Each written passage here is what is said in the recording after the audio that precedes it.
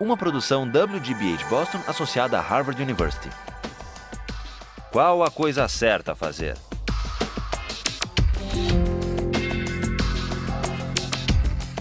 Justice, com Michael Sandel. When we ended last time, we were talking about whether Casey Martin has a right to ride in a golf cart in the PGA tournaments. And it's worth remembering how we got into this debate and what's at stake for an understanding of political philosophy. Remember, we were looking at Aristotle's theory of justice, and one way of describing his approach to justice, we've called it teleological. Teleological because he says to allocate rights, we first have to figure out the purpose or the end of the social practice in question. Another way of describing Aristotle's account of justice is that justice is for him a matter of fit. It's a matter of fitting persons with their virtues and excellences to the appropriate roles.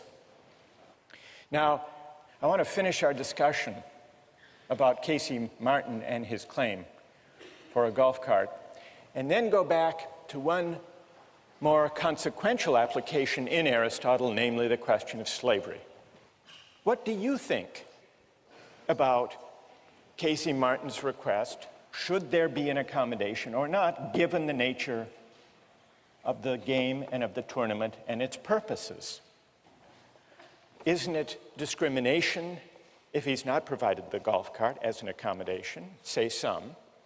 Others reply, no, if he got a cart, it would be unfair to the other golfers because they exert themselves, become winded, fatigued, walking the course. That's where we left it.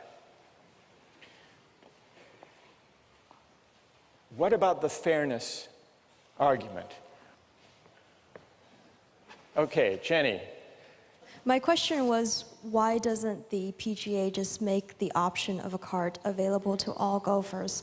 From our readings, I learned that there are many golf tournaments other than the PGA where using a cart is not prohibited, and for something like the seniors tournament, it's even allowed and encouraged. So why doesn't the PGA just do that? Let everybody use a cart. Or give everyone the option of using a cart and let them pick. So the traditionalists can say, well, I still choose to walk the course, but I do that knowing that I will be more tired at the end than the people who took the cart. Good. All right, so what about Jenny's solution? For the sake of fairness, don't give Casey Martin an advantage, if indeed there is an advantage to riding in a cart. Let everyone who wants to use a cart. Is everyone happy with that solution? Does it put to rest this whole dilemma? Who has an answer for Jenny? Yes. As was brought up last time, if you do that, you kind of ruin some of the spirit of golf, as a lot of people like to see it, if you let everybody take a cart. Even though it gives everybody the same playing field now, it sort of makes golf less of an athletic game, like you pointed out last class. It's just like if someone decides to go into another sport and they want an advantage, like if you have swimming, and then you say, okay, he wants flippers, so why don't we just allow everyone to have flippers during swimming? And what would that do to the Olympic swimming competition if people were free to use? Jenny, and here we better let Jenny reply to this. Da says, it would sort of spoil the spirit of the athletic competition, as if in Olympic swimming you let anyone who wanted to swim with flippers. All right, Jenny, what do you say to Da? It would spoil the spirit of it. You're also ruining the spirit of golf by not letting people who are really passionate about the game and very good at it compete simply because of an aspect of golf which is not... The main point of golf is you use this club to make strokes and hit it into a hole. I'm sorry, I'm not a golfer, but that's basically the gist of the game from what I see it. And I was reading the PGA versus Casey Martin decision. That was one of the sentences that they said is, because walking the course is not an inherent part of golf, only swinging the club is. Good, so Jenny replies to Da, well, it isn't really essential anyhow to walk the course. So we're back to the purpose. I mean, I'm sure there are, like wheelchair basketball, there are certain different competitions that can be made for people who may only be able to use their arms. Right. Yes. Michael, what do you think? And you just said that there's stuff like wheelchair basketball, where if you can't play basketball, there's another option. I think there's other options than the PGA Tour, but the PGA Tour is like, it's the best, it's the pinnacle, and you have to have certain requirements fulfilled to perform. All right, Michael, you want to say to Casey Martin, you go, there is such a thing as the Special Olympics for those who are disabled. Go play in the golfing version of the Special Olympics. That's what you would say, Michael. Yeah. I think that walking is part of the sport of golf, and Casey Martin, you know, if he can't walk the course, then I don't think he should be able to play on the PGA. All right, good. Thank you very much for that exchange. What comes out of this exchange that goes back to Aristotle's theory of justice? Well, one thing is the question, is walking an essential part of golf? And the very fact that deciding whether there is a right for Casey Martin that the PGA must respect seems to depend, as Aristotle suggests it must, on debating and resolving the question, is walking essential to the game of golf? That's one moral of the story. But there's a second moral to the story from an Aristotelian point of view. What's at stake here, this is the second Aristotelian stake in this debate, is honor. Casey Martin wants the accommodation so that he can compete for the honor of winning the best tournaments. Now, why is it that the professional golfers, the great golfers, testified in this case, Jack Nicklaus, Tom Kite, in the readings, against letting them use a cart, and they, I suspect, would be equally vehement, Jenny, in opposing your suggestion of letting everyone ride a cart, and this goes back in a way to Da's point. How to put this gently? Professional golfers are sensitive about whether their sport is really a sport. Because if everyone rode around in a cart, or could, then it would become clear, or clearer, depending on your point of view, that golf is not really an athletic competition, but rather a game of skill, but not a sport. And so not only the question of debating the purpose, the teleological feature, but also from the standpoint of viewing debates about the purpose of golf, what's essential to golf, those debates, Aristotle suggests, inevitably are also debates about the allocation of honor. Because part of the purpose of golf is not just to amuse spectators. Scalia is wrong about that. From Aristotle's point of view, it's not just to provide entertainment. It's not just to make people happy. It's not a mere amusement. It's honoring, it's rewarding, it's recognizing a certain kind of athletic excellence. At least those who have achieved the highest honors have a powerful stake in maintaining that view. Now, some of you took the position, the Scalia position. This is an incredibly difficult and silly question, Scalia said.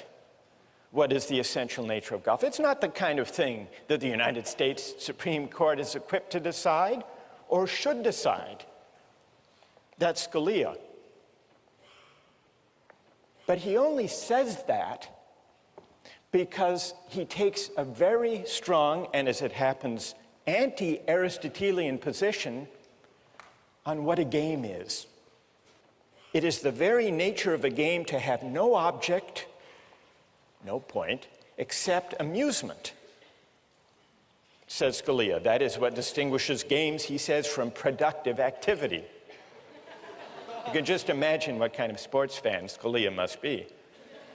And so he says it's impossible to say that any of a game's arbitrary rules is essential.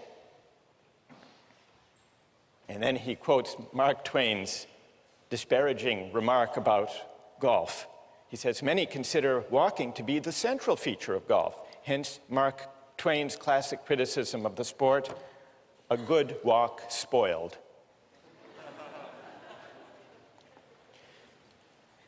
But Scalia misses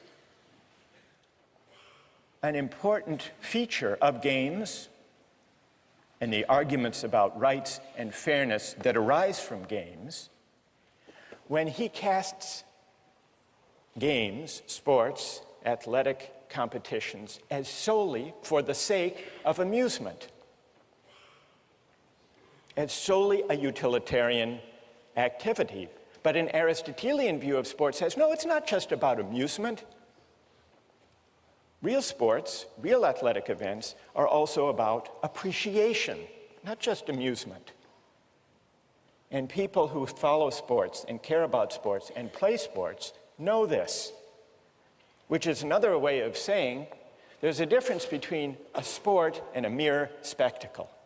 And the difference is that a sport is a practice that calls forth and honors and prizes certain excellences, certain virtues, and the people who appreciate those virtues are the true fans, the informed fans, and for them, watching the sport is not mere amusement, but that means that it's always possible to make sense of a debate about what feature of a sport is essential to it. We can make sense of these arguments. Never mind the question whether the court should decide. The PGA in its own internal deliberations can make sense of that debate, which is why they cared very much about their view, insisting on their view, that walking and exertion and fatigue are essential, not peripheral parts of sport. Well, this is all to illustrate the teleological and the honorific feature of debates about rights, which Aristotle says we need to take account of in thinking about justice. Now, I want to begin for us to consider whether Aristotle's theory of justice is right or wrong, whether it's persuasive or unpersuasive. And I want to get your thoughts about that. But I want to anticipate one obvious and important objection. If justice is about fitting persons to roles, matching virtues to the appropriate honors and recognition, if that's what justice is, does it leave room for freedom? And this is one of the main objections to Aristotle's teleological account of justice. If certain roles, social roles, are fitting or appropriate to me, where does that leave my right to choose my social roles, my life purposes for myself? What room does teleology leave for freedom? And in fact, you may remember, Rawls rejects teleological accounts of justice because he says that teleological theories of justice threaten the equal basic rights of citizens. So let's begin to examine whether Aristotle is right, and in particular, whether his teleological way of thinking about justice is at odds with freedom. Now, one obvious reason to worry is Aristotle's defense of slavery. He defends slavery which existed as an institution in the Athens of his day. Well, what is his defense of slavery?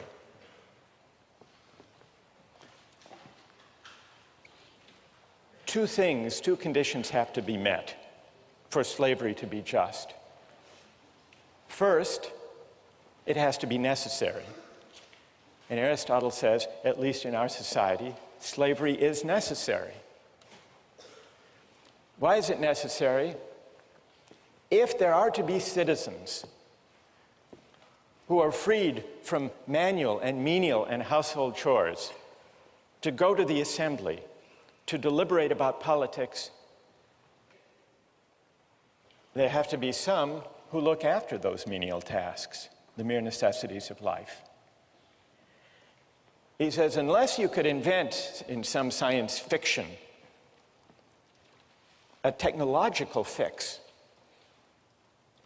then there are going to be those who have to do the hard and difficult and menial labor if there are to be citizens deliberating about the good and realizing their nature.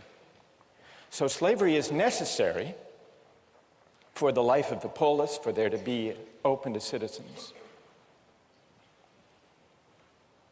The life of deliberation, of argument, of practical wisdom. But there's a further condition that has to be met. Slavery has not only to be necessary for the community as a whole to function, but it also has to be the case, remember the criterion of fit, it also has to be the case that there are some people for whom being a slave is the just or the fitting or the appropriate condition. Now, Aristotle agrees that by his own standards, both of those conditions must be met, must be true, if slavery is to be just.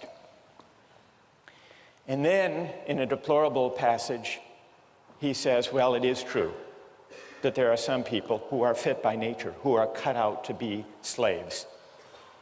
These are people who differ from ordinary people in the same way that the body differs from the soul. These are people who are meant to be ruled. And for them, their nature is best realized if they're slaves. They can recognize reason in others,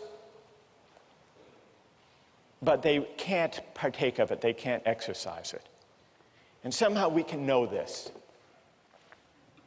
Now, Aristotle must have known that there was something dodgy, something strained about this claim, because he quickly acknowledges that those who disagree may have a point.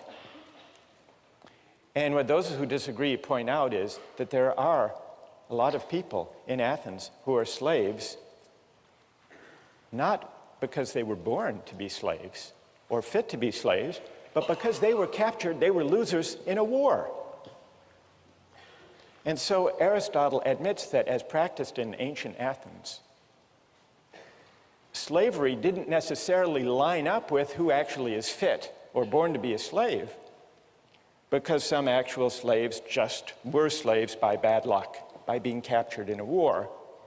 And on Aristotle's own account, even if it's necessary to have slavery for the sake of citizenship, it's unjust if people who aren't properly slaves are cast in that role. There is a misfit. Aristotle recognizes that slavery for those who aren't fit for the task is a kind of coercion.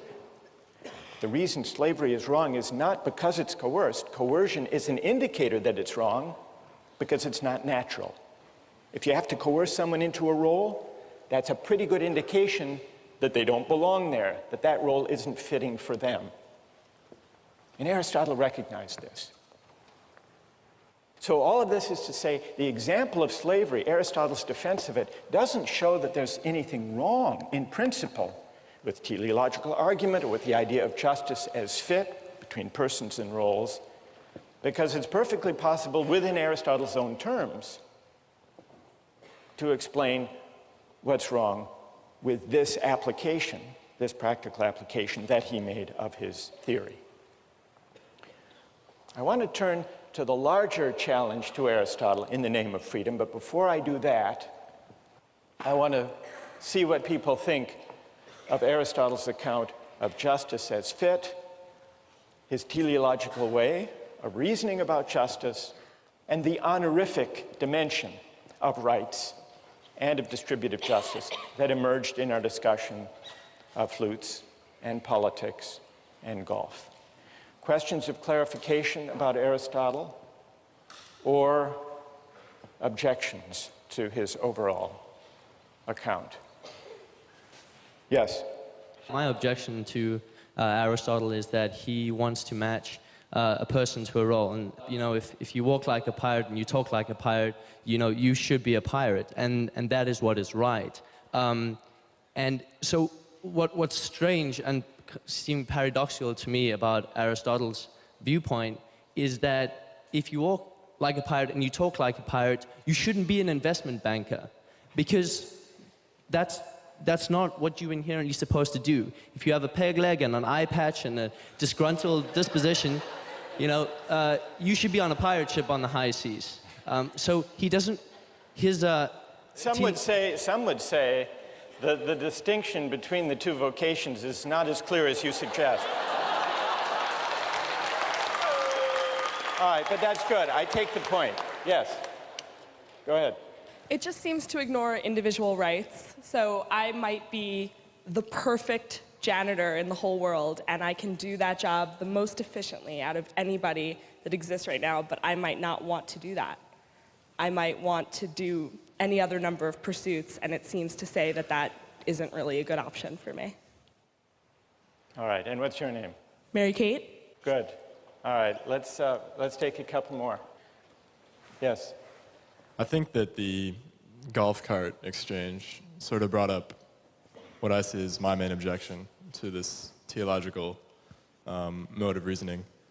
I mean, Michael, I think that was your name, right? Believes that walking is an inherent part of golf. Myself, I believe that walking is not an inherent part of golf. And I feel that no matter how long we debate this particular point of contention, we're never going to reach an accord. The theological framework of reasoning, I believe, doesn't really allow us to come to any sort of agreement. All right, and what's your name?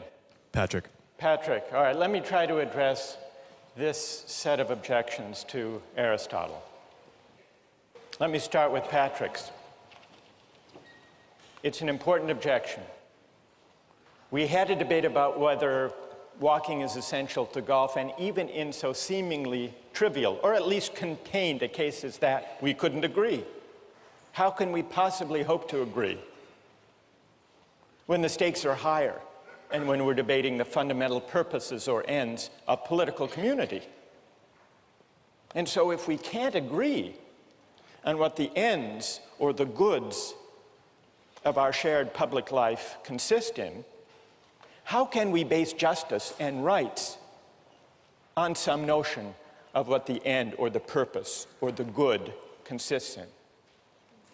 That's an important objection, so much so that much modern political theory takes that worry about disagreement over the good as its starting point and concludes that justice and rights and constitutions should not be based on any particular conception of the good or the purposes of political life, but should instead provide a framework of rights that leaves people free to choose their conceptions of the good, their own conceptions of the purposes of life.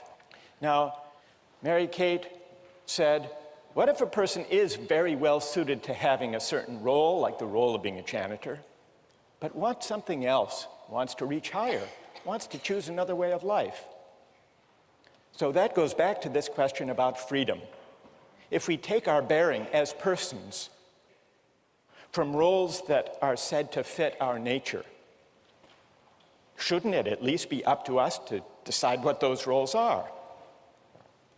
In fact, shouldn't it be up to us to define what roles are suitable to us?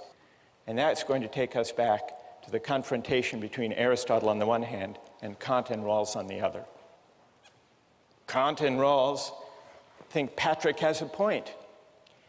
They say precisely because people disagree in pluralist societies about the nature of the good life, we shouldn't try to base justice on any particular answer to that question. So they reject teleology. They reject the idea of tying justice to some conception of the good. What's at stake in the debate about teleology, say Rawlsian and Kantian liberals, is this. If you tie justice to a particular conception of the good, if you see justice as a matter of fit between a person and his or her roles, you don't leave room for freedom. And to be free is to be independent of any particular roles or traditions or conventions that may be handed down by my parents or my society. So in order to decide as between these two broad traditions, whether Aristotle is right or whether Kant and Rawls are right, we need to investigate whether the right is prior to the good, question one, and we need to investigate what it means to be a free person, a free moral agent.